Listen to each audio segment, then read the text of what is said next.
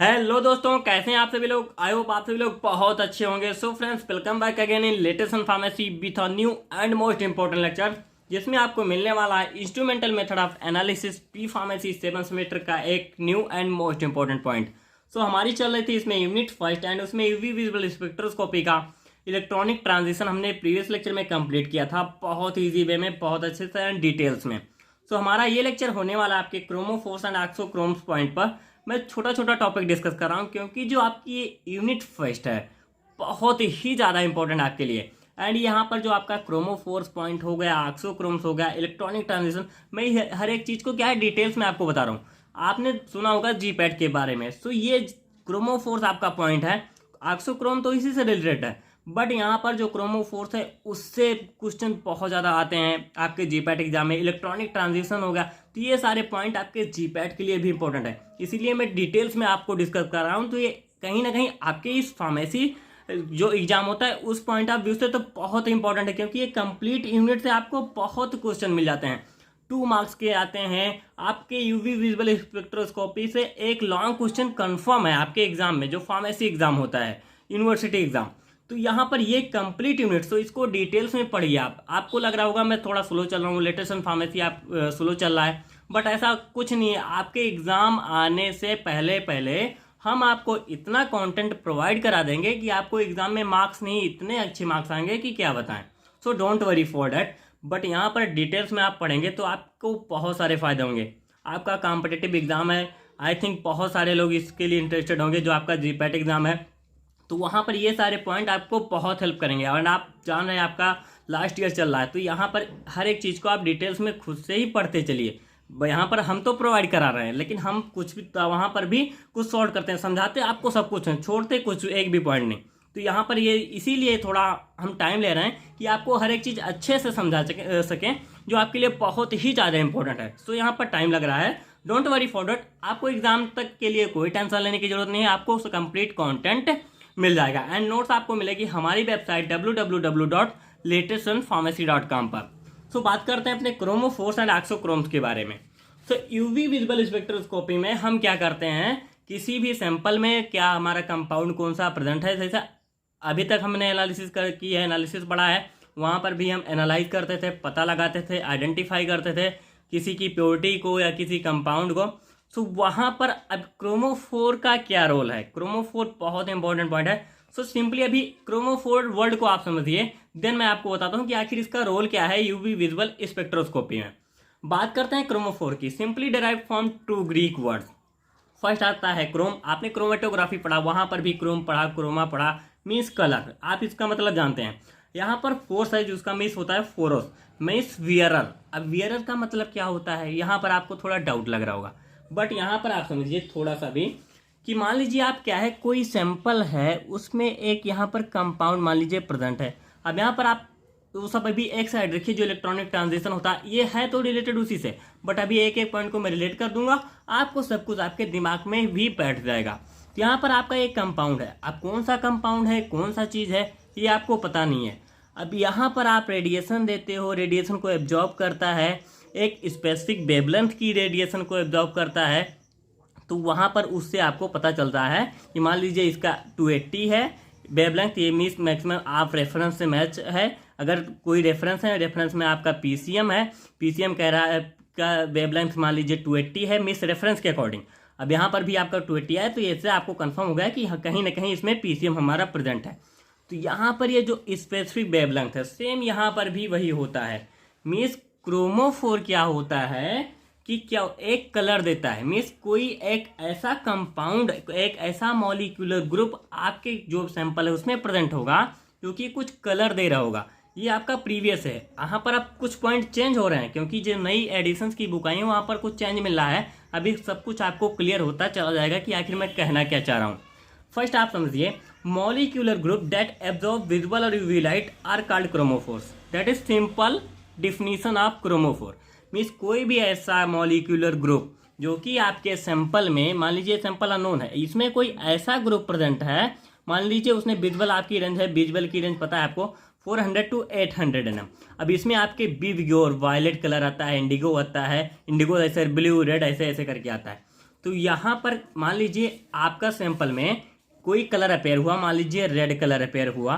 तो ये जो रेड कलर अपेयर हुआ, अब रेड कलर कौन सा कंपाउंड ऐसा है जो रेड कलर एब्जॉर्ब करता है? आपको पता है कि रेड कलर एब्जॉर्ब करने के लिए एक कोई स्पेसिफिक वेवलेंथ होगी जो रेड कलर होता है उसके लिए।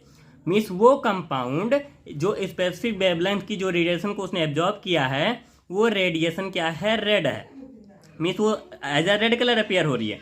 मीन्स जो रेडिएशन मान लीजिए उसका 700 है, क्या है, एनएम की रेंज को उसने एब्जॉर्ब किया। सो उसके लिए रेड क्या हो गया? रेड शो करेगा।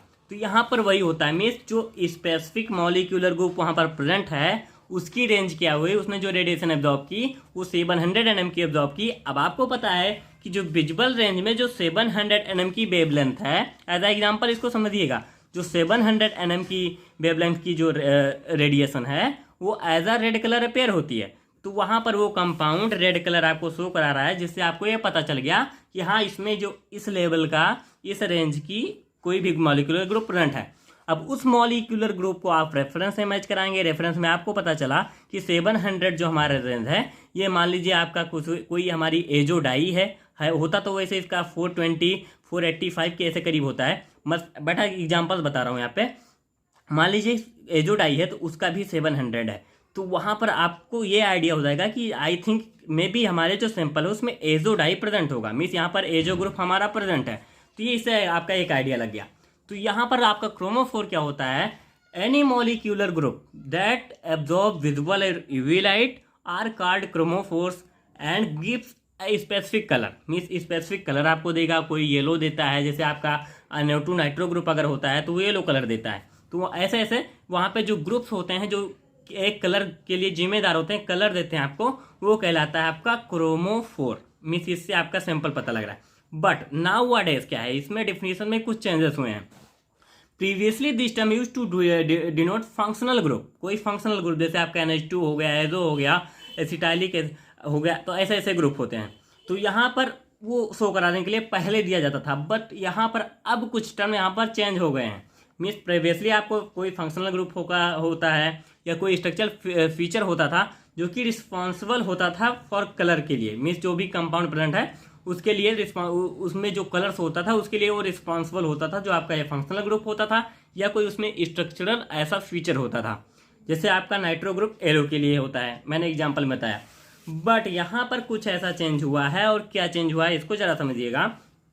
Now in recent times in much broader sense it is defined as, mean जो क्रोमोफोर अब के सेंस में अगर हम डिफाइन करते हैं, any group which exhibits absorption of EMR in the visible और यूवी रीजन। अब यहाँ पर थोड़ा सा आपको पॉइंट सेम लग रहा होगा, लेकिन थोड़ा सा क्या चेंज है अभी जस्ट आपके सामने आ जाएगा।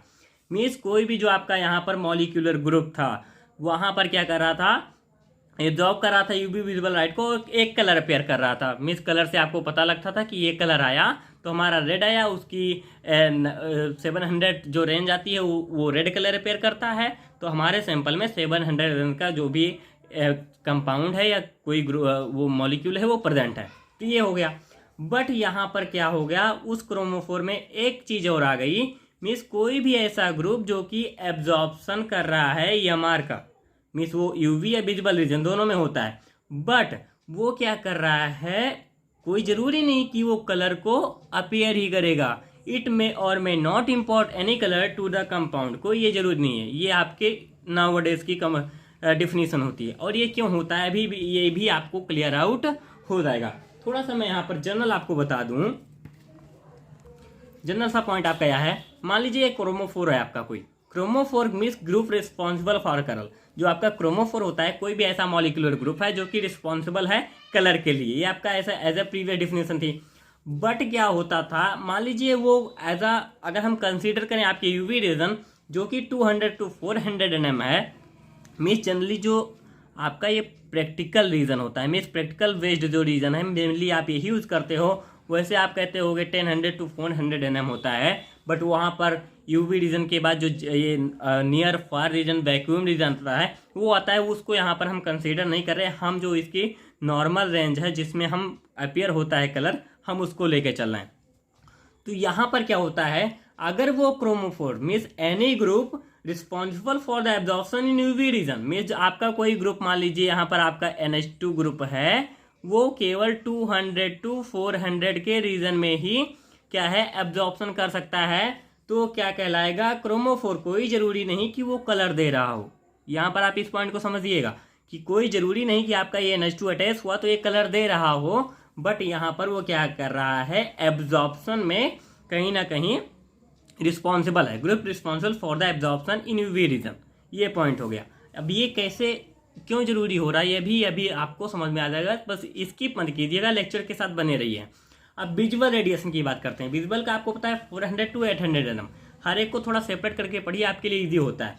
मीन्स यहाँ पर क्या होगा, group responsible for absorption in visual spectrum, जो कि आपका है 400 to 800 nm की रेंज में। अगर वो ग्रुप, जो भी मॉलिक्यूलर ग्रुप आप यहाँ पर ले रहे थे, अगर वो 400 to 800 के रेंज में क्या कर रहा है, एब्जॉर्प्शन करा रहा है, वहाँ पर एब्जॉर्प्शन हो रहा है, तो ये कंप्लीट संभावना है वहाँ पे कि वहाँ पर जो भी कोई ग्रुप प्रेजेंट है वो इस विजुअल रेडिएशन की रेंज का है।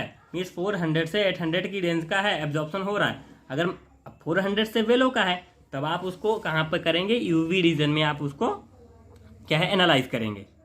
सो यहाँ पर आप एक एग्जाम्पल ज़्यादा समझिएगा। जैसे मैं एग्जाम्पल की बात करता हूँ, थोड़ा सा आप जनरल पेज को ही लेके चलते हैं। यहाँ पर ही समझिए, मीन्स जो मैंने आपको बताया था क्रोमोफोर ये आपका होता है, means group responsible for colour in UV region, जो कि आपका ये रेंज हो गया। ये क्या करेगा, शो करेगा एब्जॉर्प्शन आपके यूवी स्पेक्ट्रम की रेंज में, जो कि 200 to 400 nm है। एंड जो आपका ये group responsible for visual region है वो 400 to 800 nm है। आई थिंक ये आपको समझ में आ गया होगा। तो यहाँ पर क्या होता है, जैसे आप एज एग्जाम्पल आप समझिए, ये आपकी है बेंजीन, ये आपका है NH2। मीन्स यहाँ पर आप सैंपल के तौर पे दो चीज को लेके चल रहे हो, बेंजीन एंड ये एनिलीन है। बेंजीन और एनिलीन में अब बेंजीन का लैम्डा मिक्स, ये दोनों कलरलेस है। मीन्स जनरल आपको देखोगे, मीन्स अगर प्योर बेंजीन लेते हो या प्योर एनिलीन लेते हो, ये कलरलेस है।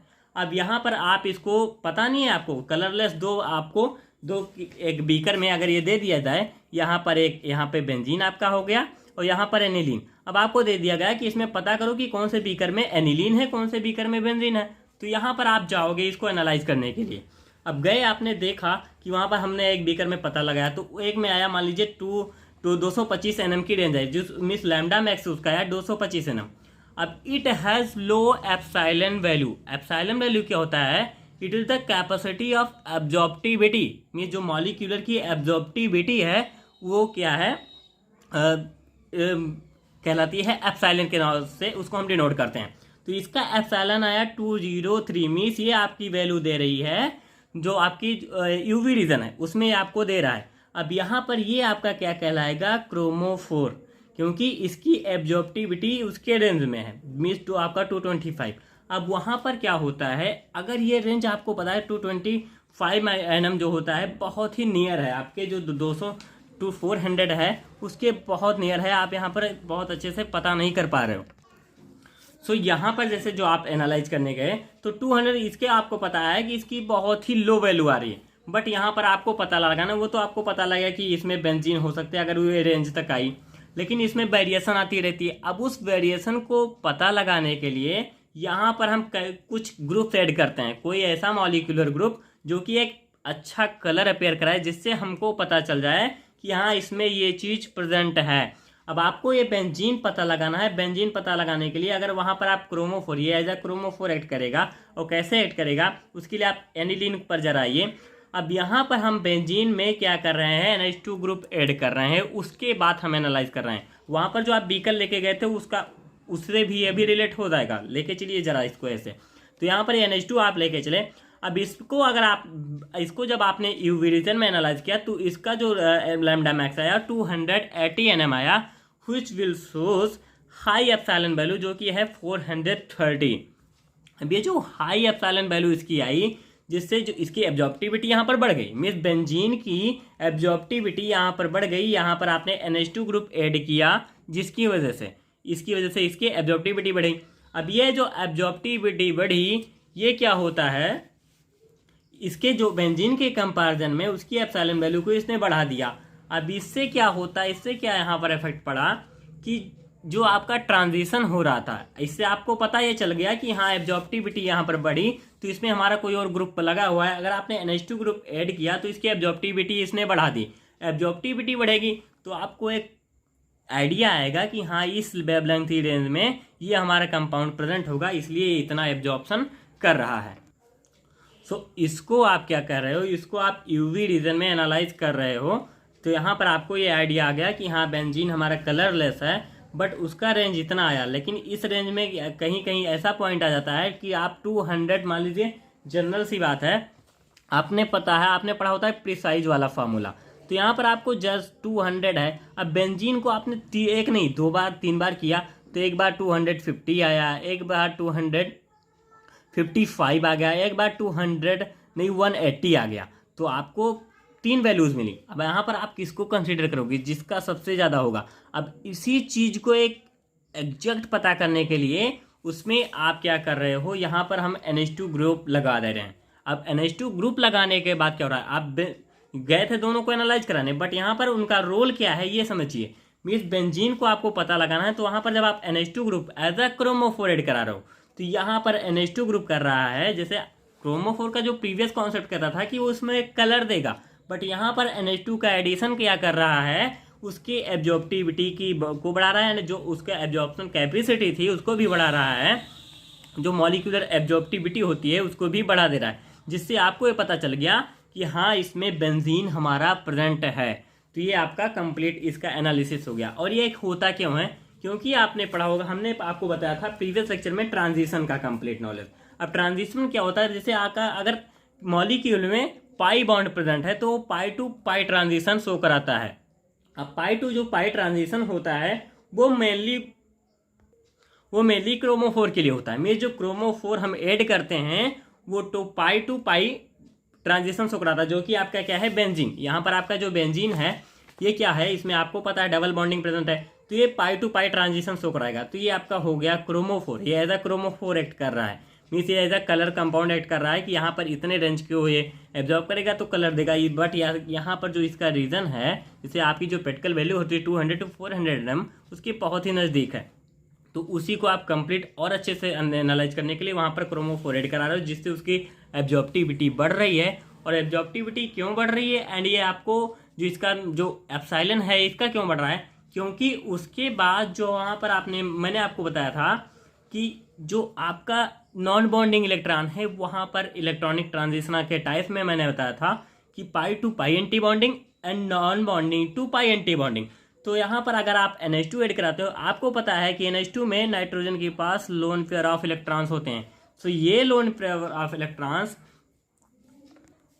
काज कराते हैं एक न्यू ट्रांजिशन आपके बेंजीन कंपाउंड में, क्योंकि यहाँ पर जब NH2 आप ऐड करा रहे हो तो वो तो pi to pi transition and non bonding to pi transition, pi anti bonding ये transition N to pi star इसको भी शो कराएंगे, जिससे इसका कॉन्जुगेशन बढ़ जाता है। और ये क्या है, इनकी मॉलिक्यूलर एब्जॉर्प्टिविटी बढ़ जाती है। और ये आपको क्या है, आप एनालाइज करके कंपाउंड का कंप्लीट एनालिसिस देते हैं। अब group content pi electron source pi to pi, mean जो भी ग्रुप मॉलिक्यूलर ग्रुप आपका होगा वो पाई इलेक्ट्रॉन होगा, वो क्या करेगा, जैसे इथाइलिन है एसिटाइलिन है, ये पाई टू पाई ट्रांजिशन शो कराएंगे।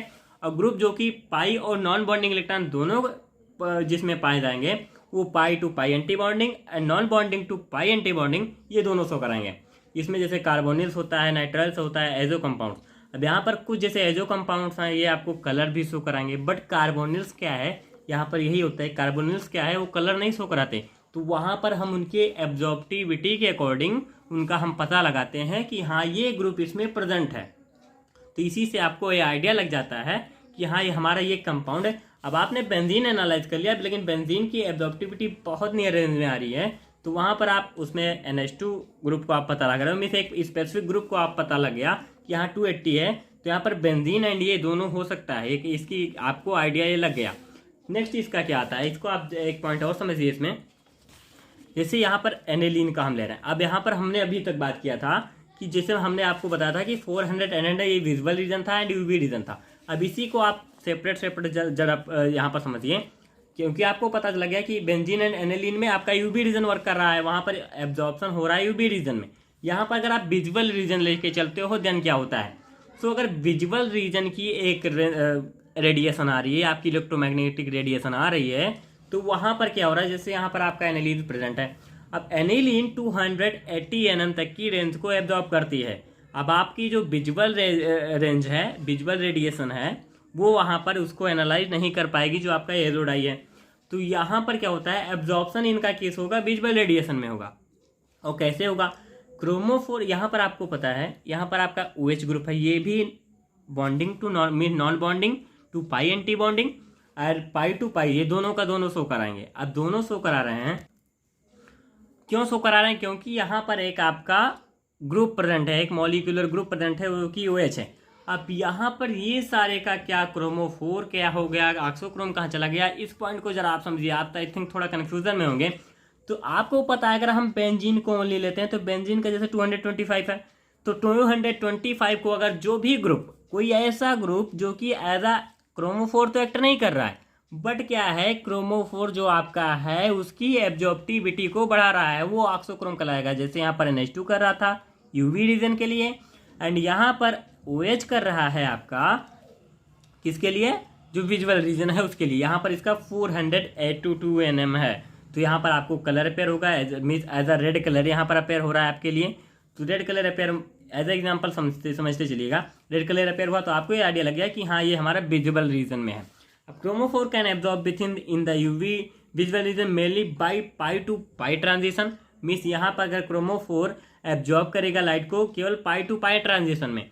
बट एडिशन ऑफ ऑक्सोक्रोम्स, जो कि आपका OH ग्रुप हो गया, NH2 ग्रुप हो गया, जो यहाँ पर आप एनिलीन पढ़ रहे हो, एंड ये एजोडाई में OH ग्रुप आपका है, auxochrome enhance the transition, auxochrome आपकी ट्रांजिशन बढ़ा देगा। और कैसे बढ़ाएगा, क्योंकि जब ऑक्सोक्रोम आपका जाएगा तो पाई टू पाई ट्रांजिशन के साथ साथ non bonding to pi anti bonding transition भी वहां पर अपेयर होगा।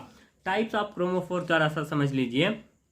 कॉन्जुगेटेड पाई बॉन्ड सिस्टम, इसका कोई जरूरत नहीं कि मैं डिटेल्स में, तो अगर आपकी जरूरत होगी तो मैं नेक्स्ट लेक्चर एक छोटा सा बना दूंगा, एक स्पेसिफिक लेक्चर, क्योंकि वो इतना डीप सिलेबस में जाने की बहुत ज़रूरत भी नहीं है। बात करते हैं अपने ऑक्सोक्रोम की। मैंने आपको पहले ही बता दिया, मीन्स कोई भी ऐसा ग्रुप जो क्रोमोफोर की तरह एक्ट तो नहीं करता, बट क्रोमोफोर के साथ एड होकर उसकी एब्जॉर्प्टिविटी को बढ़ा दे रहा है, मीन्स उसकी जो ट्रांजिशन है उसको बढ़ा देगा। ट्रांजिशन बढ़ाएगा तो उसकी एब्जॉर्प्टिविटी बढ़ेगी, एब्जॉर्प्टिविटी बढ़ेगी तो आपको अच्छे से क्या है, कलर शो कराएगा, कलर शो कराएगा, एब्जॉर्प्टिविटी बढ़ेगी तो आपकी जो उस वेवलेंथ की रेंज को अच्छे से क्या है एनालाइज कर पाओगे। Any group which does not itself act as a chromophore, presence of this group brings about a shift of the absorption band means towards the red end. जैसे इस डिफिनेशन, ये डिफिनेशन आपको क्या करी है, जैसे आपका जो बी विग्योर होता है, बी वायलेट इंडिगो से लेकर रेड तक, मीन्स वहां पर क्या हो रहा है, ऑक्सोक्रोम का प्रेजेंस क्या कर रहा है, जो बैंड है, जो रेडिएशन की जो बैंड है, एब्जॉर्प्शन बैंड है, उसको रेड की तरफ शिफ्ट कर रहा है। मीन्स वायलेट की सबसे कम होती है, फिर इंडिगो, फिर ऐसे ऐसे करके जो आपका बिवग्योर होता है, तो वो रेड की तरफ शिफ्ट कर रहा है, मीन्स आपको अच्छे से कलर दिख सके इसलिए। तो वहां पर ऑक्सोक्रोम क्या कर रहा है, क्रोमोफोर के साथ जुड़कर जो क्रोमोफोर है उसको कलर, उसके कलर को और बढ़ा दे रहा है। वहां पर आपको कलर अच्छे से नहीं दिख रहा है तो उसके कलर को बढ़ा देगा, जिससे आपको अच्छे से शो हो सके। ये आपका होता है ऑक्सोक्रोमिक ग्रुप। और ये क्यों होता है कि आपका ऑक्सोक्रोम ग्रुप क्या है, बढ़ा दे रहा है एब्जॉर्प्टिविटी को, क्योंकि वहां पर ऑक्सोक्रोम कॉन्जुगेशन को बढ़ाता है। और कैसे बढ़ाता है, by sharing of non bonding electrons. आपको पता है कि जैसे आप किसी भी ग्रुप में कोई भी ग्रुप लगा रहे हो तो यहाँ पर लैम्डा मैक्स आपकी 225 में mm थी, एंड ई मैक्स जो आपका था वो 203 था, एब्जॉर्प्टिव जो मॉलिक्यूलर एब्जॉर्प्टिविटी थी, एंड ये जो आपका लैम्डा मैक्स जो वेवलेंथ थी ये 25 था। अब वहां पर आपने एक ऑक्सोक्रोम ऐड कराया, एंड यहाँ पर बेंजीन आपका itself acting as a chromophore, and NH2 क्या है, उसकी क्रोमोफोर की एब्जॉर्प्टिविटी उसके साथ जोड़कर उसकी जो एब्जॉर्प्शन वैल्यू है उसको बढ़ा दे रहा है। तो वहां पर क्या होगा, जिससे, और हाँ क्यों बढ़ रहा है, मेरा ये पॉइंट था, क्योंकि यहाँ पर आपका नॉन बॉन्डिंग इलेक्ट्रॉन क्या है, इसको ये क्या कर रहा है, बढ़ा दे रहा है। नॉन बॉन्डिंग इलेक्ट्रॉन आपके क्या है, नॉन बॉन्डिंग इलेक्ट्रॉन जो होते हैं वो क्रोमोफोर के साथ जुड़कर एक न्यू क्रोमोफोर बना रहे हैं, जिससे आपको एक नई एब्जॉर्प्टिविटी का एक कंपाउंड मिल रहा है, जिससे आप उसको पता लगा पा रहे हो। एंड क्रोम क्या करता है, it involve shift of absorption towards shorter wavelength. जो ऑक्सोक्रोम होता है ग्रुप आपका, वो शॉर्टर वेवलेंथ की तरफ आपके एब्जॉर्प्शन को क्या है शिफ्ट कर देता है। अभी आप शिफ्टिंग पढ़ोगे जब, तो वहाँ पर रेड शिफ्टिंग, ब्लू शिफ्टिंग आप पढ़ोगे तो कलर के अकॉर्डिंग, एंड जो हाइपरक्रोमिक, हाइपोक्रोमिक ये होता है, बैथोक्रोमिक, ये इसके साथ आपको ये कंप्लीट समझ आ जाएगा। नेक्स्ट लेक्चर में आपको यही पॉइंट मिलने वाला है, बहुत इंपॉर्टेंट है आपके लिए। तो आई थिंक यहाँ पर ये सब कुछ आपको समझ में आ गया होगा कि आखिर ऑक्सोक्रोम क्या है, जो कि क्रोमोफोर की एक्टिविटी को बढ़ा दे रहा है उसके साथ लग के। And all auxochromic group have non bonding electrons, ये पॉइंट आपके लिए है। एंड अभी तक आपको हर एक एग्जाम्पल में जरूर दिखा होगा, आप यह कहीं पे OH लगा रहे हो, फिनाल ग्रुप, वहाँ पर भी आपको नॉन बॉन्डिंग इलेक्ट्रॉन है। और यही जो presence of non bonding electrons होता है, यही आपका इलेक्ट्रॉनिक ट्रांजिशन, वहाँ पर एक इलेक्ट्रॉनिक ट्रांजिशन बढ़ा जाता है, जो कि non bonding to pi anti bonding. और इसी से वहाँ पर क्या है, कॉन्जुगेशन वहाँ पर एक्सटेंड होती है, और कॉन्जुगेशन के एक्सटेंड होने से एक न्यू क्रोमोफोर बनता है, जिसमें आपका क्रोमोफोर एंड ऑक्सोक्रोमोफोर दोनों मिलकर एक नया क्रोमोफोर बनाते हैं। और वही आपको क्या करता है, एक अच्छा क्या है एनालिसिस प्रोवाइड कराता है इसके रेंज में। And non bonding electrons cause extension of conjugation, और ये क्या करते हैं, जो आपका नॉन बॉन्डिंग इलेक्ट्रॉन है वो क्या करते हैं, कॉन्जुगेशन को बढ़ा रहे हैं। सो मेन पॉइंट आपका यही घूम फिर के वहीं पे आता है कि ये कॉन्जुगेशन को बढ़ाते हैं, कॉन्जुगेशन बढ़ेगा तो आपका ट्रांजिशन बढ़ेगा, ट्रांजिशन बढ़ जा रहा है तो आपको वो क्या है, एब्जॉर्प्टिविटी बढ़ेगी। और वही जो एब्जॉर्प्टिविटी बढ़ रही है वो क्या कराएगी, डिफरेंट वैल्यू ऑफ एब्जॉर्प्शन क्या शो कराएगी, जिससे आपको कलर क्या है, कलर इन्हेंस होगा। वहाँ पर जो कलर आपको फीका दिख रहा था या नहीं दिख रहा है, जिससे कलर इन्हेंस होगा, जिससे आपको पता चल जाएगा कि हाँ इसमें ये ग्रुप प्रेजेंट है। तो यहाँ पर ये सब कुछ आपका क्रोमोफोर एंड ऑक्सोक्रोमोफोर के बारे में था। कोई पॉइंट आपको ना समझ में आया हो, आप कमेंट बॉक्स में पूछिए। वेबसाइट आपको नोट्स आपको मिलेगी हमारी वेबसाइट www.latestsunpharmacy.com पर। So here is the end of the video. Like, share my video and subscribe my channel latest sun pharmacy. Thank you.